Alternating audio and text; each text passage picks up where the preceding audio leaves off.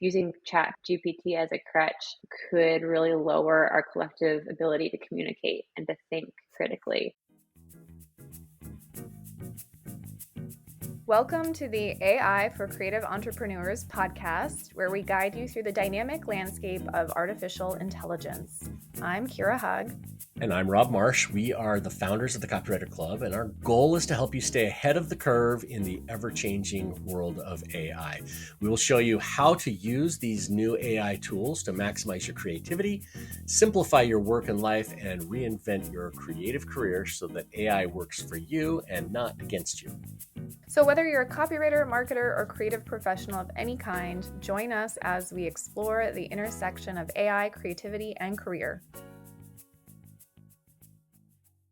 All right, it's only our fourth episode, and my brain already feels like it's exploding with all the information I've taken in about AI. There are just so many tools, so many case uses, so many different perspectives and opinions, viewpoints. But how do we actually know where to start? Where do we apply these tools in our businesses today, not tomorrow? We tackle that question and more in today's episode of AI for Creative Entrepreneurs podcast with our guest, Brittany Downey, website strategist and minimalist marketer. Brittany opens up and shares the multiple ways she's using ChatGPT in her business today, from being a creative sounding board to creating headlines to writing bios and beyond. Brittany's just-in-time approach to tackling problems in creative ways is brilliant and accessible to all of us today. We also talk about how Brittany plays and experiments with her prompts so she can flush out the crap and create the best output possible. And of course, we can't help but get a little deep at the end of the conversation and talk about the larger impact on society, both good and bad. How could we not go there? But before we get to our interview, this podcast is sponsored by AI for Copywriters and Content Writers. That's our new course about using AI, specifically ChatGPT, to get better at what you do as a writer, as a researcher, as an editor, and so many other things. Things are changing so fast in the AI world that this short course will help you get up to speed in a single afternoon. So you'll get the 10 things that you need to know before you write a prompt so that what you get out of the machine isn't dreck. There are 4 lessons or modules to help you understand generative AI and ChatGPT. There are more than a dozen lessons with demonstrations of various prompts and how to use them, and we're adding to those constantly. We've included a prompt book with more than 100 different prompts that you can use, borrow, steal, or rewrite for your own business. With these in your pocket, you're going to be ready to use AI in your business almost immediately. And then we'll also show you 29 different ways to use ChatGPT in your writing business. We promise that you're going to find some ideas here that you haven't thought of yet. So to get started with this course, go to thecopywriterclub.com/AI4C. That's AI number 4C. Okay, let's kick off our episode with Brittany Downey. All right, Brittany, we want to start with your story. How did you end up getting into AI and using it as a tool in your business?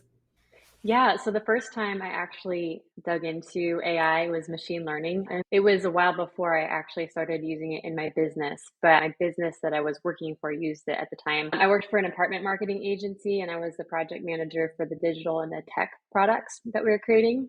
And that was back at the time when apartment marketing online was terrible. You couldn't really rent any place, basically renting it sight unseen, and you didn't know how it was going to look. And the company that I worked for, we actually had photographers and videographers that traveled across the US and took photos for all of our clients. And it was a costly venture, but it was really important for the product that we were offering. Because if you have a website without any good apartment photos, it's not really going to rent any apartments. So we had a ton of photos to edit at that point, and we had really, really good editors on our team and really good techniques that they were using. And we actually were looking into machine learning for photography edits. And so since I was managing the projects, the tech projects, I got to have a behind the scenes peek at how they were creating this new tech for the apartment marketing industry. And it was really cool because they'd feed it all these photos that were the edits that they wanted, and then it would spit out what it thought were the right edits. And it was a really great intro into machine learning because I saw what machine learning gone wrong looked like and what it looked like when it was editing things correctly. Saw some really funky edits, but they continue to hone it and really create a pretty cool piece of software. So that was my first foray into machine learning specifically. So, as you talk about some of the funky edits, it's reminding me there's a Twitter account called AI Can't Do Hands. It shows all of the weird hands that AI builds when you prompt it. What were some of the funky edits? What were you seeing that was just off or weird as you were going through using that tool? Oh, I mean, like there would be entire parts of a room that were just completely like dark and black, and then the other half would be completely light, or it'd have a weird dimension on a refrigerator or something because it didn't really know. It didn't know what it was that we were feeding it. It wasn't sentient. And so we had to do a lot of training to get it to understand what the right types of edits were and to see a lot of different types of apartments too that were edited in order for it to know, okay, this is generally what a kitchen looks like, and this is generally how we should edit it. Or this is generally a living room, and this is the kind of lighting and the kind of edit that you want for a living room. So it's actually helped me when I've dug into Chat GPT a little bit to understand how it works. You've got to give it the right materials, and then it can start to duplicate what you have given it if you give it enough of that information to start with. Yeah, I was drawing the line as you were talking about it too, because I'm curious, as you started using that particular tool, how long does it take to feed the right information to get the right outputs? And of course, there is a corollary to what everybody's doing with ChatGPT and some of the other AIs that people are playing around with.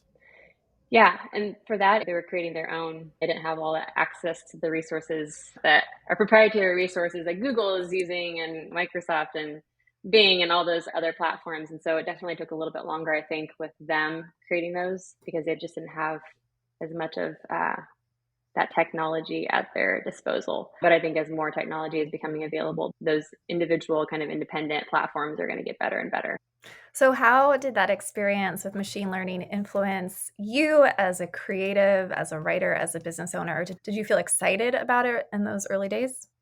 Yeah. Oh man, it just got me super excited for the potential of what businesses could do with this kind of technology. And I think I was a lot more optimistic back then. It was my mid early 20s. And so I had a lot more positive enthusiasm and a little bit less of the kind of leery like skepticism as I do now. But I still do think there's so many cool things that businesses can do and a lot of busy work that can be delegated away to these machines that we no longer have to spend as much time doing. So, as you think about your business today, what AI tools are you currently using and playing around with?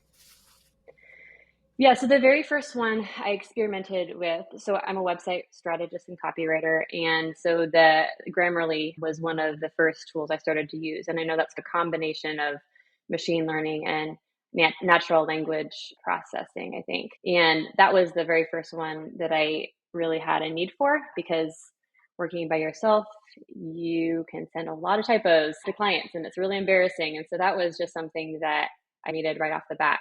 I didn't actually experiment with a ton of other platforms up until recently. So ChatGPT has been my most recent platform that I've been using quite a bit, and I use it for a ton of different things in my business. But I didn't start using it for a ton of different things in my business. The way that I approach it is sort of a just in time approach because when there's all these things out there right now about different ways you should be using chat gpt and the dangers of chat gpt and how great it is and there's just so much that's overwhelming. And so for me the just in time approach is looking at the projects I've got coming up, looking at the challenges I have, problems I want to solve, and thinking, okay, for this next project that I'm working on right now, what is one way I can help solve this problem with chat gpt or with ai. And that's helped me to sort of cut the clutter and a little bit of the overwhelm as I have been diving into it. But then as I've had a little bit more time with it, just the use cases have grown. My favorite use case is it's just a superpowered thesaurus. Um, I barely ever open up thesaurus.com anymore unless chat GPT is down. It's so much better because you can just say, hey, what's that phrase that means that one thing? And it will just come up with a list of ideas for you. And you don't even have to figure out what that word that you're looking to find a synonym for is. It's almost like the Shazam for words. What was that? What was that word again? So that's a big use. I'm also using it a lot for kind of busy work things that I don't really especially enjoy doing. One of the things that sort of came to mind when I was thinking about the machine learning for photos was, okay, we fed it this thing that we wanted it to produce, and it was in our style and our kind of proprietary look. What if I fed the machine some things that I've done and then ask it to spit out some similar outputs? So I had a client where I was already kind of above the scope of what I had said I was going to do, but they were a nonprofit. And so I said, hey, I'll write some extra bios for you because I believe in what you do and you need these extra bios written. So I said, I'll do it. But then at that moment, I thought, oh, what if Chat GPT could help me do this? That would be amazing. I would waste so much less time finishing this project up. So what I ended up doing was I grabbed 3 or 4 of the bios that I wrote and I asked Chat GPT to take those bios as a rubric for tone, for length, for general flow and content style. And then I grabbed all the surveys that I had sent these employees and I dumped, like one at a time, I would dump in the person's survey responses and say, spit me out a bio in the same style. And it came up with some really, really solid work. And it was in the same style. And yeah, it just took a couple edits and they were almost ready to go. And actually, funny enough, the executive director came back and said, hey, all these other bios are fine, but I want my bio to be longer and to look like this one bio from this other nonprofit. And I was like, okay. So I spit in his bio, and then I spit the other nonprofit bio, and I said, write this first bio to be more in the style of the second bio. Boom, it spit out an output that was great. I sent it over. It was approved on the spot. So it was just kind of a great way to do some of that pro bono work without having as much of that time commitment. So busy work is another huge thing, but I also find that it helps to be a creative sounding board since I'm an external processor. So I used to work at an ad agency and would work with a ton of awesome creatives and we'd bounce ideas off of each other. And I miss that atmosphere a lot. And of course, AI is going to duplicate an awesome creative director or designer from an agency in the same way as a real person would. But I found it helps to get ideas flowing a lot more. So that's been a helpful thing. Oh yeah, I want to hear more about that, the creative sounding board. What does that look like when you're actually using the tool? That's a good question. One of the things it sort of does when I'm brainstorming is it makes up for some areas of deficiency. I'm not the best in the world at coming up with headline ideas or words with pizzazz in my copy. And so when I'm trying to come up with something that sounds distinct or unique, I use it to spit out a bunch of ideas that I can start to riff off of. I'll give it the general ideas that I want to convey for a headline, for example, and then I'll ask it to spit out like 10 or 20 different options. And that's a huge key, is asking it to give a lot of options, because if you say, hey, give me an idea for this, it will give you one idea. It's very literal in that way. So having a lot of those ideas thrown out is helpful. Then I can start to see some threads that I can follow. So maybe 2 or 3 of them are interesting, but they're not great headlines to actually use. I'll say, okay, give me some synonyms for this word, or give me a couple other pain points that I can insert here instead. And I can start to riff off of that just to slowly build that headline that I actually want to build. So it's creative sounding board, it's thesaurus. It's also helping me in an area where I would sit for a long time and try to figure something out, and it helps me kind of speed that process up. Although I do get a little bit worried about using it as a crutch sometimes, because I think that's definitely a possibility. Yeah, I think we should come back to that idea of using it as a crutch, but I want to dive a little bit deeper into your process. So even going back to when you were using the first AI that you experimented with the apartment building, obviously there's an iteration going back and forth and you're teaching. And it sounds to me like there's a ton of iteration in the way that you're using ChatGPT.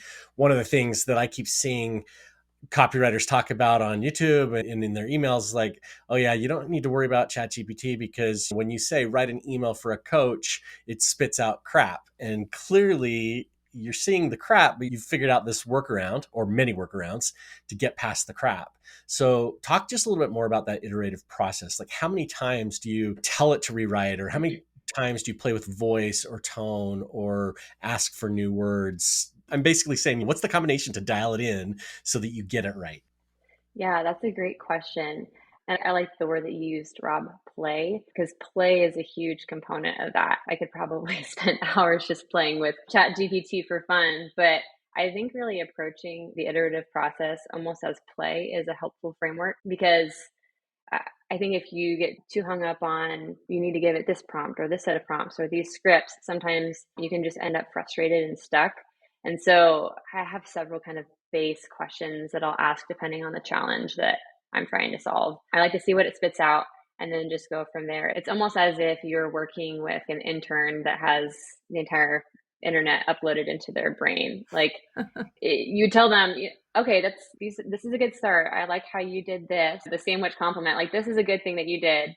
Fix this as well. And so it's really just a matter of finding a starting place and then just either asking for something completely different or saying, I like this, just fix this. It's really about curiosity. If I ask it in this other way, will it do something different? Like, I didn't like that output. Maybe it thinks that I'm asking for this style. So, like, sometimes when something is, you can see, oh, it's like it's doing a really traditional, formal, polished feel here. It doesn't know that I want it to be casual, to be really short, to be informal. So all you have to do is ask it to do it in that style. Yeah, I don't know if that's a that's a great answer to your question. It's more just about that natural curiosity and approaching it from less of a strict I've got to use this rubric or these prompts or these specific things, and more how can I just ask questions to this as if it were an intern, as if it were somebody that were in a creative brainstorming session with me, or how can I play with it to make it do something different? Maybe this is a similar question, but you mentioned that you're using it as a kind of a just-in-time approach and thinking about, okay, how can I use these tools or which tool should I use for this particular project? And I think that is a Mhm. really smart approach. I'm wondering if you have advice for someone who maybe has dabbled a little bit, but isn't pulling this tool, ChatGPT, or other tools into every project. It feels like it's disconnected and maybe it's more play, but not part of the writing process or creative process yet. What would you recommend they do to start using it? I just ask yourself the question, how can this help me solve my problem, like on a more regular basis? Like before you sit down to do a task, say, okay, is there a way I can do this more quickly with AI? Is there a way that I can maybe fill a gap in my knowledge with AI? Is there a way that I can come up with more creative ideas with AI? If you just ask the question, I think creatives are just naturally kind of bent towards finding those interesting solutions if they're asking the question and reminding themselves to dig into it every once in a while. The other thing I think is key is to give yourself time, because if you need to deliver something next week and you haven't tried out how to use AI to solve that problem, you're not going to be able to be in that state of play or that state of curiosity because you're going to be stressed trying to get an output. And I think that's going to show. You're going to end up getting frustrated and ditching it. The just in time approach, you definitely want to give yourself still enough time to play around with it so that you're not stressed out, so that you're kind of approaching it from that state of curiosity. Yeah, riffing off of that idea, making sure you've got enough time. There's a learning curve to this as well. The first time I tried out ChatGPT, it's like, yeah, okay, it's kind of fun. But the more you use it, the more you're like, oh, wait a second, I can do this. I can do this. Talk about your learning curve with the tool. Yeah. Okay. So, what was the first thing I input into Chat GPT? I was hearing all the rumors about it, and I was like, oh my goodness, I know exactly the client that I feel like this would probably take over. I do recipe blogging for a friend of mine, and I was like, AI's got to be able to create a really good recipe way faster and better than I could.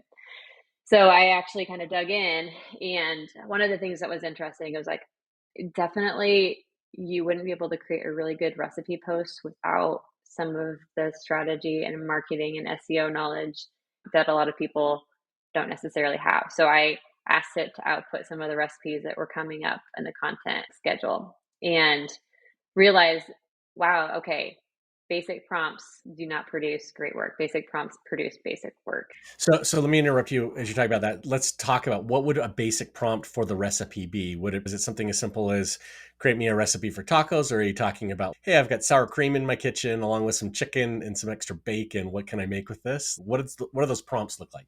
Yeah, that's a great question. So the prompt was more like, okay, we have a recipe coming out for red wine braised beef tip. Write me a post about how to make red wine braised beef tips and give me the general highlights of the ingredients and the tips that I need to know and how to successfully pull this recipe off. And it would start almost every recipe with looking for this recipe with this taste question mark and just a really cheesy output. And then it would give a set of steps that it probably took from a bunch of different recipes. And this is the most common combination of ingredients, which, if that's how you want to do it, is fine. But that's not necessarily the audience that my client is targeting. She wants her audience to be able to jump on her website and get inspiration for dinner and see a bunch of beautiful photography that she's created, and to feel supported as a home cook too. So knowing some of the tips that you might not, if you're not a chef, you don't know how to do these things. So thinking proactively about what types of techniques do people need to learn? How can we link to other relevant information if they don't know how to do a certain knife skill or some sort of cooking technique? So there are a lot of things that Chat GPT has helped me with as I've been writing these blogs for her. I can ask a lot of questions like, why might somebody use this recipe over another recipe? Or what are some things that people want to think about to make sure that their crust isn't soggy on this pie? Just things that help me to write a more helpful post, but that it needs to be prompted to output that information. And it needs somebody who's thinking strategically about the mindset of the person who's visiting that post, the mindset of the audience, the specific skill set that they have. It needs a human first to be able to prompt it with the right information. So as I've been experimenting with it more, I've used it for more and more use cases. So that was one use case, was for recipe posts and helping make things that are a little bit more helpful for people. But another just-in-time approach example. So I work with a lot of people from a lot of industries, and sometimes it can take a while to get up to speed on the terminology they use, understand their jargon, just to get a basic understanding in order to facilitate their conversations and to have a good project. So recently I was working with an interventional radiologist, and I was thinking, oh man, I've got to learn what interventional radiology is. I know nothing about it. Like, how does that work? She sent me over a procedure list of all these like technical services that she offered. And I'm like, I have no idea what any of these things mean except for vein and like pelvic. Like, those are the things I understand. And Google search can solve that problem. But what I like about something like Chat GPT is it can really speed up the process because you can ask it direct questions. And so as I was thinking, okay, how can AI help me solve my current problem I have right now, which is I know nothing about interventional radiology, that's a pretty obvious use case. I can start asking it questions. And when it spits out words that I don't understand, I can say, what is this? Why do you do this? What are the benefits? And it can get me up to speed really fast. Now, that doesn't mean that all of that content goes on the website, because it has to be fact checked, and like you can't 100% trust everything, but it gets you a really good foundation, so that you don't have to spend hours and hours filing through Google searches and just trying to answer your questions. I wonder, since you've used ChatGPT in your business, if it's changed the way that you think about yourself and talk about yourself, position yourself. Has any of that changed for you? A little bit yes, but also no. I think that as a creative, I've always been working to take a step back from the deliverables I offer and trying to set apart like the strategic value of what I'm offering. So that's something that I've been trying to do from the get-go, even before I was worried about AI writing all the words for me, thinking about being a website strategist versus just being a website copywriter.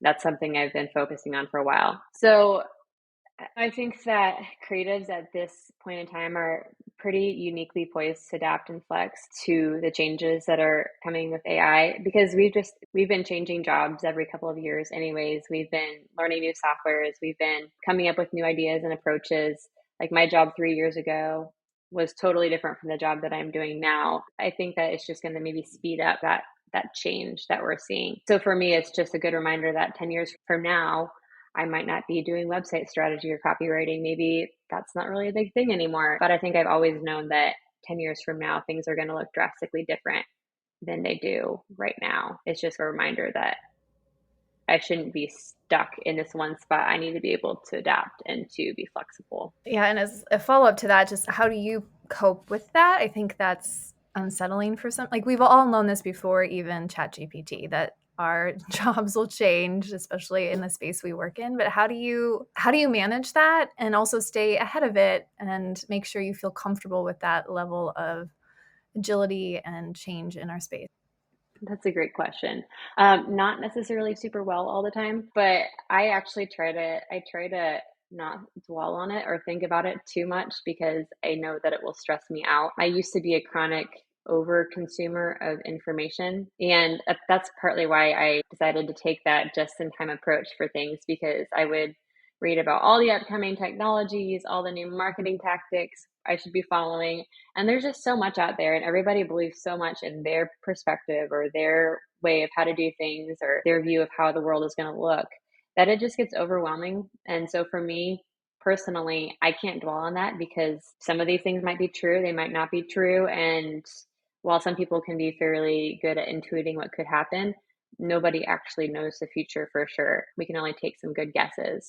And so for me, I have tried to keep in the loop just to hear a couple of the good guesses and to use it kind of in a just in time approach with my business, but not to stress out too much about how it's going to look for sure in 10 years, just to know that I'm capable of adjusting. I'm capable of adapting.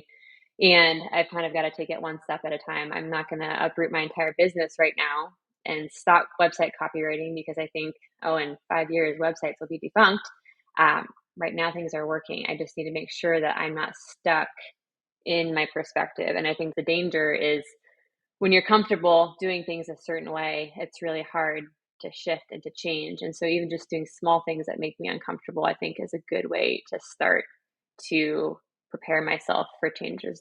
So earlier you were talking about there's this danger of maybe using ChatGPT as a crutch or letting it do too much. Let's talk a little bit about that because I have felt that danger, and I think I've mentioned this on a previous podcast as well. It's like I use writing to think, but if I start letting ChatGPT do all of the writing, like when do I actually think about things? And so I'm curious, like how you see ChatGPT as a crutch in your business, or when you're leaning on it too much, and how you can kind of make sure that you're always staying in charge of the strategy.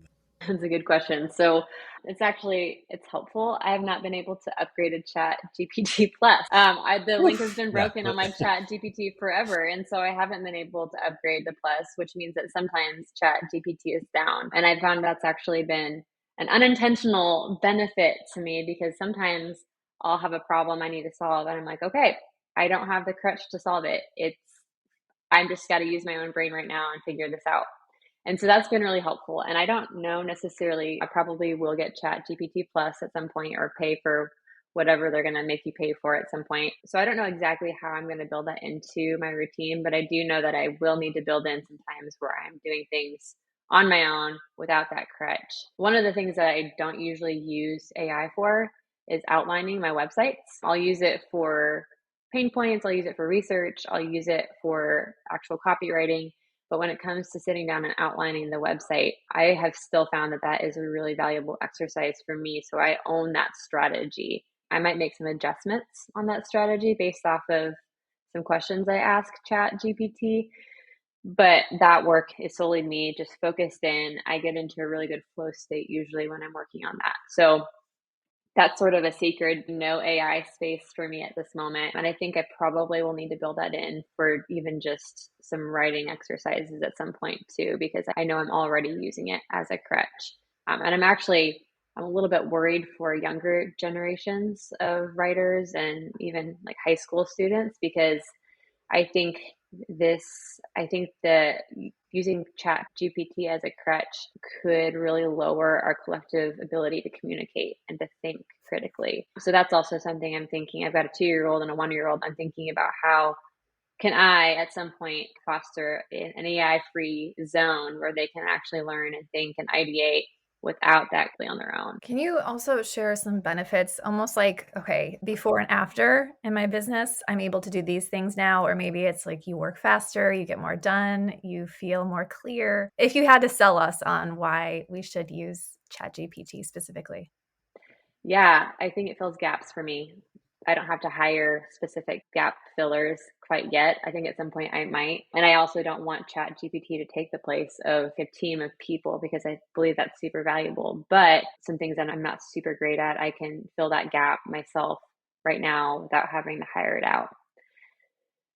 Some other things, I think it's really beneficial for me for speed. I know it's not the only thing that AI can do. AI can just make things better. Sometimes it takes a long time to get the prompts to work, but I have found a number of prompts that really just speed up my thinking process, speed up my editing process. Um, Things that used to just take quite a bit more time take less time. And that's a really valuable thing for me right now in my life. That's something I want to prioritize. So that speed is a huge, huge benefit. And then because of that speed, I think it also frees up time to do more interesting things. I've been able to spend more time working on some thought leadership projects. I've been able to spend a little bit more time on strategy level work for clients. So really, I think it frees up time for that work, but also time for that family and the leisure time that I believe is really important. And as a business owner, it can do that. What I hope is that it will also do that just for the world at large. Although I know we have seen in the past, people thought that all the new technology developments would result in more free time and more space for leisure. And instead, people are working 50, 60-hour weeks still. So that's more of a culture thing I think that we have to address. But for me personally, it does allow more of that time, and I hope that it will for others as well. This might be asking the same question in a different way, but what's the biggest surprise that you've had as you've been working with AI, maybe ChatGPT? Are you doing something completely unique with it away from copywriting, or what's the biggest surprise? I'm surprised at how bad it is and also how good it is. Sometimes I'm astonished by the output. I'm like, wow, that's actually really terrible. That's more terrible than I would have thought it was going to be. But then other times it will spit out some things and I'm like, wow, that's really amazing. I use it for fun sometimes. Crazy Friday nights at the Downey household, just putting in random prompts for Chat GPT.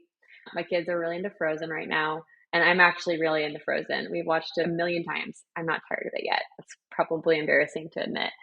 But the other night, I asked it to basically spit out like a college level course outline and a bunch of details about why Frozen is a work of art. And it came up with this amazing outline with like really relevant points. And I was like, you know what? I could actually see this being taught in a university setting.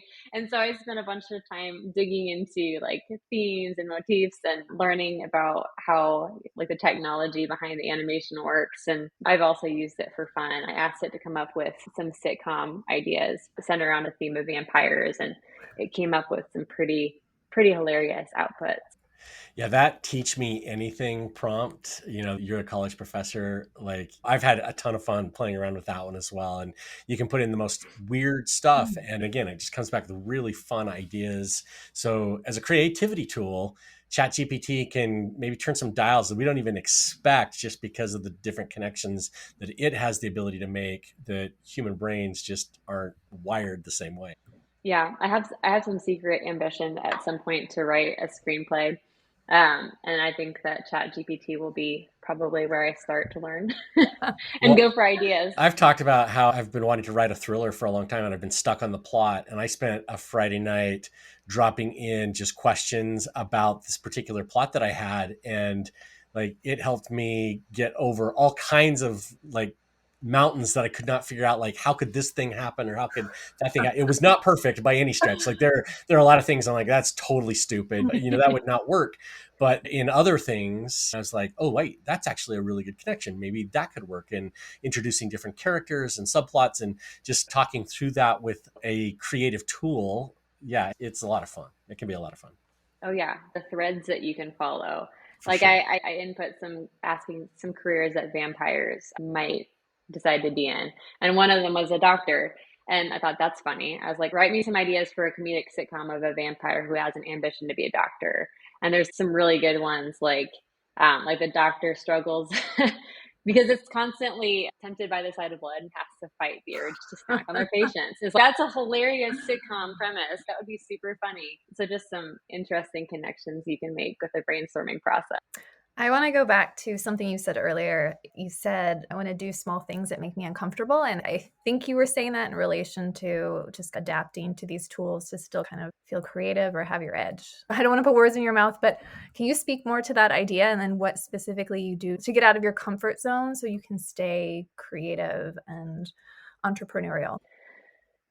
That's a good question. So a lot of getting out of my comfort zone is less about AI and more about just generally what I'm doing in my Yep. business. So I've built a really comfortable referral network, and that's been nice. It's very comfortable because I get leads that come in on a consistent basis. I know the types of projects that are coming in, and I'm pretty comfortable with my process around those. But I've been working to try to kind of expand that network a little bit, do some things that make me uncomfortable as far as visibility and even just creating offers that are new from what I'm normally creating. I think it's a really good rhythm to kind of get used to creating something that's slightly different than your normal offer so that we are able to flex as the landscape changes, because one offer is not necessarily going to stand the test of time, even for months. Like I found that certain offers that I have been creating really aren't sticking as well this quarter versus last quarter. And so I think having the ability to constantly ask questions to clients to see what they need and what they want and what the landscape is like out there is a really helpful thing just in general for us. And it's going to be really valuable as AI starts to kind of support us in more and more ways. Renee, as you work with clients, do you tell them that you are using AI to help rewrite the bios, or what does that discussion look like, and how upfront are you about it? That's a good question. I don't get a lot of clients who ask me any questions about that, and I don't use it to write full paragraphs of things. And so I don't generally feel like it's necessary. If they ask me, I would be upfront and tell them, but generally I'm not talking about that because they're not asking. I don't think that's going to be the case for a while, but right now that's generally how I approach it. I've struggled over that one. Do I need to tell them? Should I say anything? But I think it's the same types of things I would deliver before using Chat GPT. Every once in a while, it's just like better or faster. Like they're getting the same value in the end. So I don't feel like I'm pawning off all the work to a machine. I'm actually doing the work that's necessary. So I don't feel too bad about that, but I do feel like a little twinge of guilt. It's hard to strike the right balance there, I think. And I think you're maybe hitting on something that I've been thinking about too, because there is a balance. If you just have the machine write everything, then you probably ought to be telling clients, hey, ChatGPT wrote this. And by the way, it's not copyrightable because that's just the way it is. Mm-hmm. But if you're using it as an idea, opportunity, or a creative partner, bouncing things back and forth, rewriting certain phrases, then you've turned it into a tool, not unlike a word processor with a thesaurus attached or something like that. So I think the way Exactly. that you use it probably ought to Mm-hmm. determine how we talk about it as well. Right. I think if I copy pasted like paragraphs of text from Chat GPT into my copy docs, I think that would be something I would definitely need to tell them. And it would also be a concern to me because I don't know where that came from or if that was written somewhere else and I'm using plagiarized material. There's just so many issues. I think of the creative work in smaller chunks, like you said, like finessing like a sentence or giving me an idea for a pain point, or like maybe I ask it to shorten something that I already wrote. That way it's using what I've created and it's more of that tool. So we talked about how initially I think you were more excited about AI, and then over time maybe you've become more skeptical and leery. And so where have you landed today? We've talked a lot about the upsides for you and what it's allowed you to do, but how are you feeling on the skeptical side today? You know, on the smaller level of my own work and using it as a crutch, or the next generation of writers not getting as many opportunities because people are using AI instead. I think those are major problems just in my industry and in my business. I do get concerned about the bigger picture of AI for humanity. I think that a lot of these platforms I think that we create are somewhat, they're not all, but a lot are somewhat morally neutral. And I think they just have the ability to amplify both the good and the bad in humans. You think about social media, for example, social media platforms, a lot of them aren't necessarily good or bad in and of themselves. We've always had the capacity for connecting with people, and we've always had the capacity for division and malice towards other people. I think what social media does is it just amplifies it in ways that we've never really experienced as a society before. So I think that there's some potential for some really amazing technological advances with AI, and obviously, like I said, I'm not spending a ton of time reading all the opinions and all the stuff out there, but the opportunities for the medical field, it sounds are huge. And for being able to get through large sets of data. I mean, there's so many amazing things that it can do for society, but there's also, I think, ways it can be used to harm people. And there's ways that can be used for power that are not beneficial for other people. And I think one of the most dangerous things is like it only outputs one answer. We've already had that problem with Google. Like Google only outputs, like you can scroll for a while, but you really only see the top couple of sets of links of answers to a question. And so I think that it can be dangerous for diversity of thought. It can be dangerous for understanding different perspectives. I think it can even be like a little bit ethnocentric because it was created by a specific set of people who are very inundated with a specific set of ideas. And just like the machine learning that I experienced with that company, there are people who are validating data sets, that are giving it data sets, that are telling it what output is good and what output is bad. So I think that there's a lot of danger just in that. And one of the things that really makes me want to do is to remind myself not to ask it singular questions, even if it's just like a small thing, like how do you cook this? How do you cook this one ingredient for this recipe? Reminding myself, okay, it's going to spit out one thing, but there could be a number of other really great ways that an experienced chef might do this. Can I go to a source where they've experienced this and find a different perspective? Even in that simple, like even in that simple little step, it's reminding myself of the danger of only getting one output. Okay, so those are some of the worries. What is the thing that you're most excited about with what you think is possible in your business in the next year or two working with AI? Man, I just want to have more time. I want to have more time. I want to produce amazing work and have more time with my family, have more time to do things I'm interested in. Yeah, like I want to keep the level and the quality of what I'm producing for clients and the strategy that I'm producing for clients at a really like really rigorous level and to get better and better, but also to create that space for dance parties in the morning before work with my kids, to be able to read at night, not worrying about as many client deadlines, and it's already helped me. There's a lot of other things I can do to make that happen, but yeah, just the capacity to keep high quality work in less time is huge, I think. Any final advice for a creative that's listening and, again, has not jumped into it as deeply as you have at this point, but is interested in experiencing it for themselves? What advice would you give to them so they don't feel overwhelmed?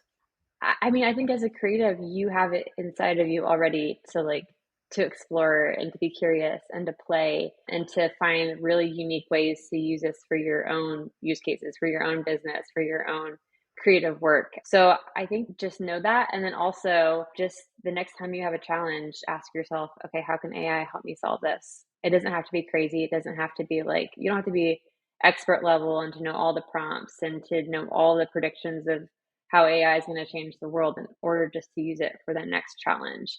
Just start small. I like it. So, Brittany, thanks for sharing so much about your business.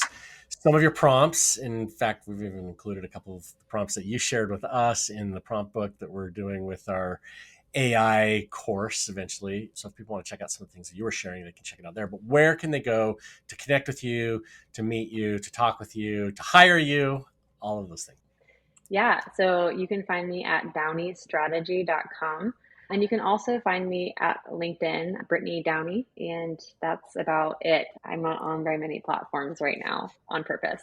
It's all good. It's all good. All right, Brittany, Awesome. thank you. This was so good. Thank you. Before we wrap, Kira, I'm curious, what takeaway did you pull from this conversation? Anything that stood out to you?